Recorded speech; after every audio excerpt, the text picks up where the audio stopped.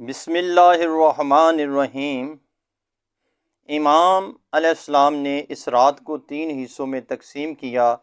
ایک حصہ اہل بیت، ایک اصحاب اور ایک عبادت خدا کے لیے مختص کیا۔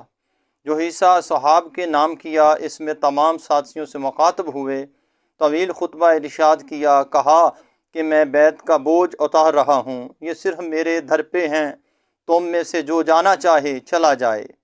جب کوئی نہ اٹھ کر گیا تو چراغ بجھا دیے اور فرمایا، شرماؤ نہیں، چراغ بجھ چکے ہیں، جو جانا چاہے وہ چلا جائے۔ مگر جواب میں صحاب و انصار نے ایسی ولولہ انگیز تقاریر کیں کہ بس کچھ حصہ اہل بیت کے ساتھ گزارا۔ اس رات سادات و انصار کے خیموں میں عجیب ماحول تھا۔ مائیں اپنے بیٹوں کو موت کی جانب سبقت لے جانے کا درس دے رہی تھیں، اور ہر کوئی خود کو امر عظیم کے لیے تیار کر رہا تھا۔ تیسرا حصہ عبادت خدا میں گزارا۔